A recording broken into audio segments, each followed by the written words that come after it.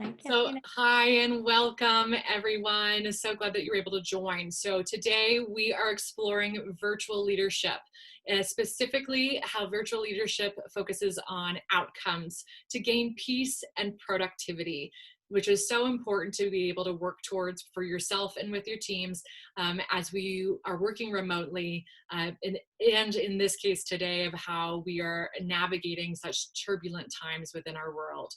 So who are we? We are the Remote Leader Project. We've been in existence for years now and have been trying to help lead the remote workforce for quite some time, and now are stepping fully into helping as many people as possible now that so many folks are working from home. And we teach virtual leadership skills through on-demand online courses that you can take on your own time, as well as through group coaching to be able to receive more intentional feedback about your own leadership performance. And of course, who are we and who am I? My name is Allison St. John, and we have here with Christina Rowe as well. We are both the co-founders of the Remote Leader Project. We are also virtual facilitators. We come from the talent development field as well as organizational leadership. We are specialized in leadership and what that looks like in the virtual space. And so we are going to be leading you through our session today. And we're exploring topic one. We're actually running an entire series of what is virtual leadership and focusing on one attribute of these core skills one at a time. And why? Because we approach learning from a micro-learning perspective. And what does that mean? It means bite-sized content. It's about being able to meet all of us busy managers as adult learners that we are, knowing that we have limited time, but that we need to learn new knowledge and reflect upon it, and more importantly, apply it. And so that is what we're actually going to do during our 30-minute session today, is provide you with some really bite-sized content that you are able to absorb. Then we'll have very specific time and attention to give you the chance to reflect and apply. And then we'll be able to potentially do a large group share with folks as you are willing to do so, so that you can learn from other peers. That's a core philosophy of what we do at the Remote Leader Project as well, is to ensure that there's peer learning amongst all of our remote leaders. And I want to add to that microlearning is more important than ever right now. While we're in this pandemic with prolonged trauma happening to everyone, we're not able to take in mass amounts of information very easily. Our brains are utilizing time kind of going into that fight or flight mode. And so the more bite size and easy to process that you can make information as a leader, going to your team members or going to peers, the easier it is for people to actually take action on that information. And as you saw, I just read up on the screen that repeated recall of information improves retention to about 80%. And so because our brains are literally overloaded right now with what's going on in our world, but also then with just trying to absorb information, you will hear repetition throughout our session. You will also then have the opportunity, again, in your reflection and application time, to truly recall what is it that you learned, because it is our hope and intent that you aren't just listening, but that you're being able to move forward with new behaviors as a remote leader.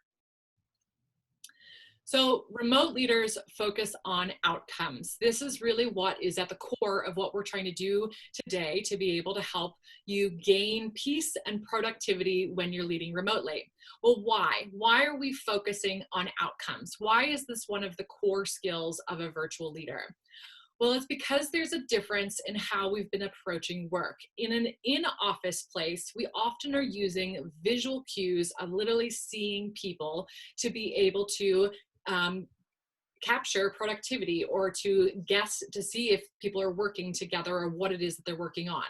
We're losing some of that visibility when we're working remotely from our physical eyes. You can still meet with the individuals, you can still talk with them, but some of that seamless visual cues that you may be dependent on before aren't there anymore.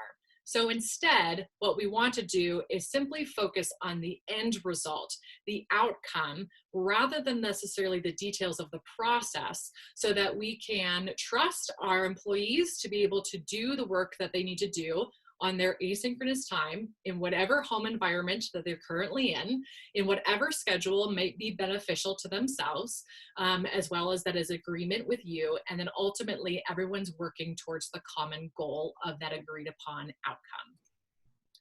But what can go wrong? If we just start talking about the end result, things can potentially get lost in translation. For example, if I were a manager saying that I would like to tell my team to go ahead and build this tree swing for my client, they may come up with this incredible tree swing that we see here, the classic tire.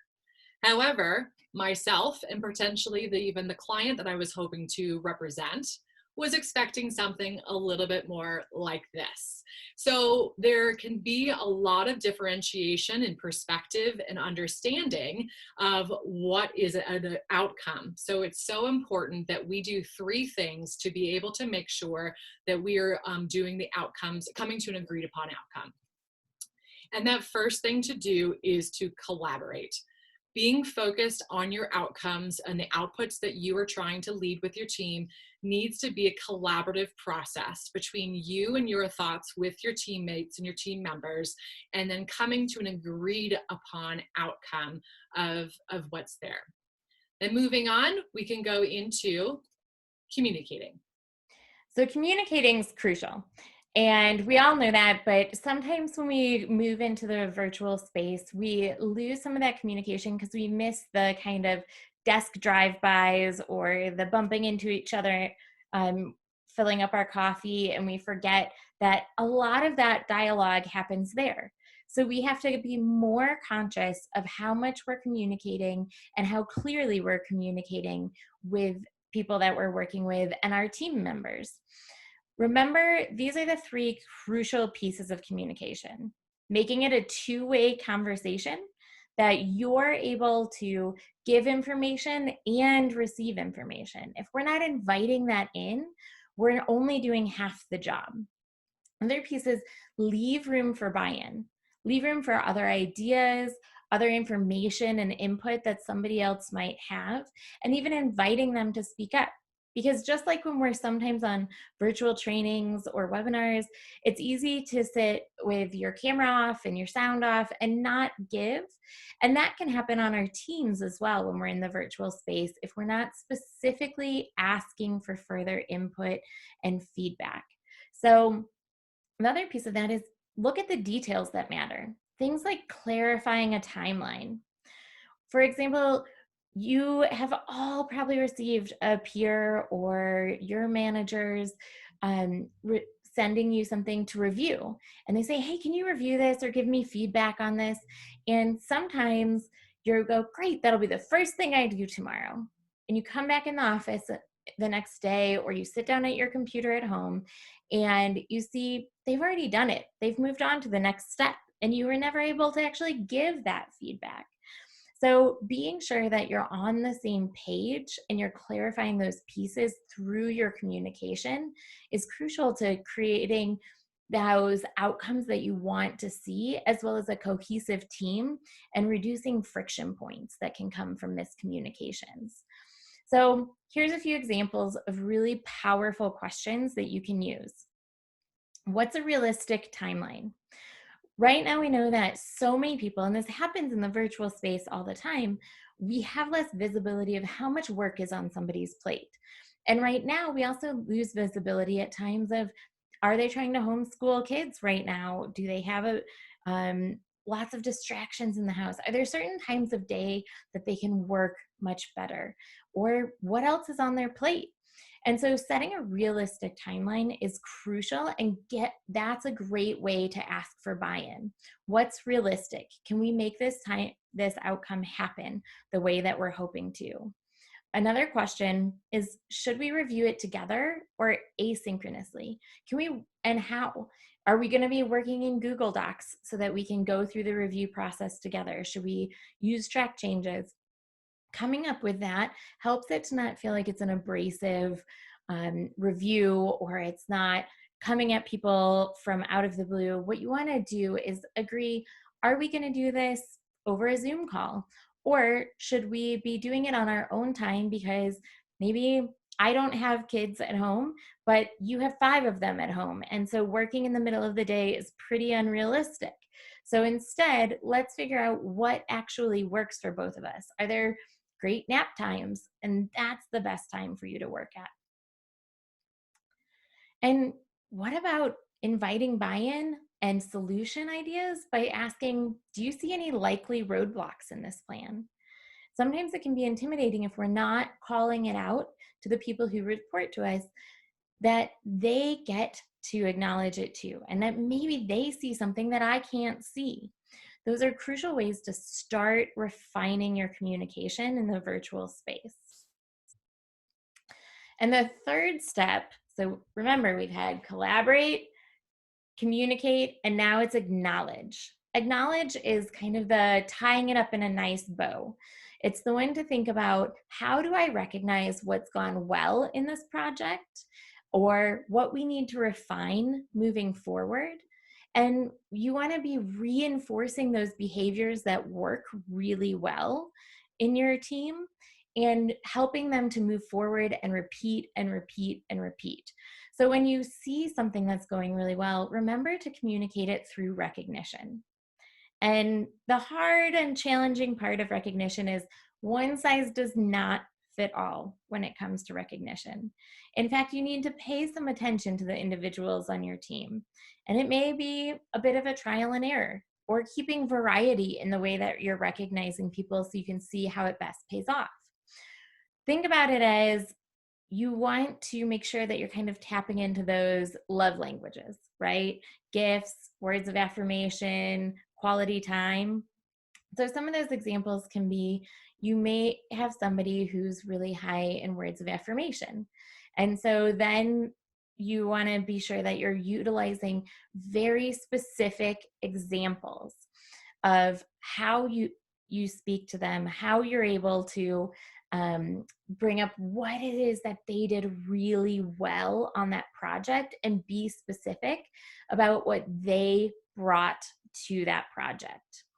The next piece is, think about gifts. Right now, we're all at home, and gifts may be their love language. It might be that in the office before, you used to drop by and bring them their favorite coffee on your way into work when they did a really great job on a project. Think about maybe a little $15 DoorDash gift certificate so they get a night off, or they can order their favorite snacks. Those might mean a lot to someone. And then we also have people who really respond best when they're able to see it in writing, something they can go back to and remember. It helps them remember. So if you have those checklist people on your team, people who are always taking notes, that's a huge hint that, hey, they're the best way to recognize and for them to keep repeating an action I want to see time and again is to put it in writing. And again, be specific. What was their valuable asset that they brought to the table to make that work really well? And last one is quality time. Some people are just going to want more time interfacing with you as their people leader. And think about it as, that's a great way to see if they want to have a conversation about what skills they want to continue to hone or how they want to grow as part of your team. All of those pieces are reinforcing the positive of what went well in your projects. And you want to make sure that it's helping to also create conversation and confidence in the people on your team for acknowledging where there could be improvements as well. So, to keep it top of mind, just remember these three things: collaborate, communicate, and acknowledge. And think about it when you're in the virtual space of what tech tools are available to you. Can you use Zoom to do some drop-in conversations, to have coffee and talk about what do you think went well and invite more buy-in in a more casual manner?